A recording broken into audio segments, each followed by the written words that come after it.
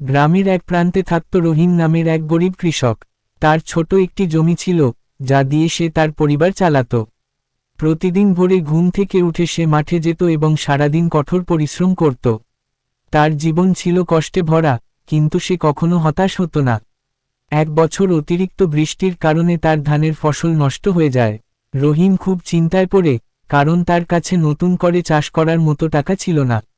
কিন্তু সে হাল ছাড়েনি। সে গ্রামের লোকদের কাছ থেকে সামান্য ঋণ নিয়ে আবার কাজ শুরু করে। দিন যায়, মাস যায়।